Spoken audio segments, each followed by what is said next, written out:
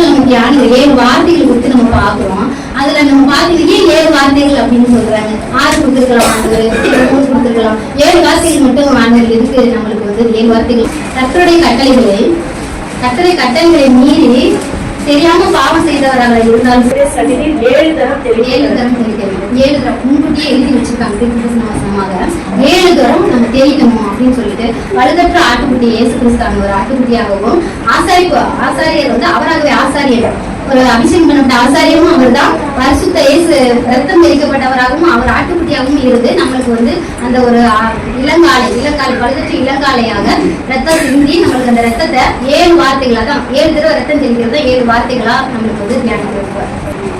பாவங்கள் வந்து நம்மளுக்கு ஒரு பாவ நிவாரண வழியாக நம்மளுக்கு வந்து கொடுத்துருக்கும் போது நம்ம பாவங்கள் இருந்து மீட்டெடுத்து ஒரு பரிசுத்தமான வாழ்க்கை வாழதான் நம்மளுக்கு வந்து அந்த ரட்சிப்பை நம்ம அந்த ஆண்டவராக இயேசு சிலுவை பாடுகளை சகிச்சுட்டு நம்மளுக்காக அந்த பாடுகள் ட்ரெஸ்ஸை கழட்டியிருக்காங்க, ட்ரெஸ்ஸை ரிமூவ் பண்ணிட்டு இருக்காங்க, காரை திப்பிருக்காங்க, கண்ணத்தில் அவன் ஓங்கி அறைய சின்ன பிள்ளை போய் ஏங்கி தவிச்சார முடியாது. நீ குழந்தைங்களை கண்ணத்துல அறையணும் பாவங்களை அப்படியே பார்க்கும் பாருங்களேன். எப்படியா கண்ணத்துல அறைய முடியும், வேற இடத்துல எல்லாம் அடி சமைச்சு இருப்பேன். கண்ணத்துல நிறைய எலும்பு அப்பையில எனக்கு கண்ணத்துல அறையிறது நானும் அடி கண்ணத்துல வாங்க முடியாது. நானும் குழந்தைங்களை கண்ணத்துல அறைய முடியாது கை காலனா. அப்ப அப்படி நம்மளுக்கே அவளுக்கு இருக்கும்போது அவ்வளவு வந்து அவரு முன்முடி சுமத்தி இருக்க முன்முடி வச்சு பின்னி தலையில இந்த மாதிரி வச்சு விட்டுருக்காங்க. பாத்தீங்கன்னா ஈட்டியில வந்து விநாயகங்களை குட்டிருக்காங்க. அப்படி இருக்கும்போது அவர் கண்ணத்துல அறையும் போது சின்ன பிள்ளை போல அப்படி ஏங்கி நின்றுக்காரா. அந்த விஷயம் அவர் சொல்லிருக்கலாம் மேஜிக் மாதிரி மறைஞ்சினாலும் அதிசயமானது. அவர் நாமம் வந்து அதிசயமானது. இயேசு என்ற நாமம் அதிசயமானவர். அவர் வந்து அந்த இடத்துல அதிசயம் பண்ணிருக்கலாம். இல்ல நீங்க விட்டுருங்க, நான் எந்த தப்பு செய்யல அப்படின்னு. எதுக்காக அவர் அது மாதிரி அவர் கேட்கல, யார்ட்டையும் மண்டி இடல, நான் வந்து அப்படி செய்ய மாட்டேன், அப்படி செஞ்சவன் இல்லை அப்படின்னு சொல்லல அப்படின்னா நமது பாவங்களுக்காக, நமது நீர்கள், நமது குற்றங்கள், நம்மளுடைய எண்ணங்கள் எல்லாத்துக்காக தவறான வார்த்தைகள், தவறான தூஷணங்களும் பேசுறது அதெல்லாம் மன்னிக்கிறதுக்காக தான் அவர் அத்தனை நிந்தனைகளையும் சரிசெய்யலாம் அவ்வளவு வந்து நிந்திச்சிருக்காங்க.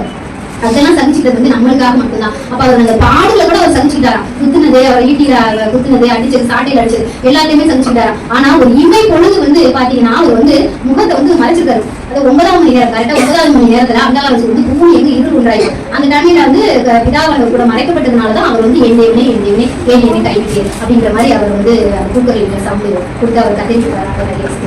இப்ப நம்ம பாவ நிவாரணம் பண்ணி நியாயாதிபதியா இருக்காரு ஆண்டவர் இயேசு கிறிஸ்து. ஒரு சைடு பாத்தீங்கன்னா நியாயாதிபதி, இன்னொரு சைடு பாத்தீங்கன்னா அன்பானவர். நியாயாதிபதியாக நம்ம அந்த சிலுவை பாடல அவர் நம்மளுக்கு நியாயாதிபதியாகவும் இருக்க முடியாம அன்பானவராகவும் இருக்க முடியாம அந்த இடத்துல ரொம்ப வியாகுலப்பட்டிருப்பாரு. அப்ப அவர் சுத்த கதை நியாயாதிபதி அப்படின்னு என்னன்னா பாவம் அறியாதவர். நம்மளுக்காண்டி வந்து பாவம் சுமந்தார் அப்படின்னு பார்க்கும்போது நம்ம பாவங்களுக்காக சரி பரவாயில்ல நியாயாதிபதியா அந்த இடத்துல இருக்க தேவையில்லை, நம்ம மண்குலத்தின் மக்களுக்காக நான் இன்னும் அன்பானவராகவே இருக்கிறேன், எல்லா பாடலையும் சகிச்சுக்கிறேன் அப்படின்றதுனால அந்த பாடலை சகிச்சுட்டு இருக்காரு ஆண்டவர் இயேசு கிறிஸ்து. இப்ப நம்ம நல்லா ஏசுதான் நம்மளுக்காக ரத்தம் செஞ்சுட்டாரு, பாவம் சொன்ன பாவங்கள் எல்லாம் சுமந்துட்டாரு, சிலுவையில் அறையப்பட்டு நம்மளுக்கு ரட்சிப்பு கொடுத்தாரு அப்படின்னு சொல்லிட்டு நம்ம திரும்ப அதே பாவத்துல நம்ம இருக்கவே கூடாது.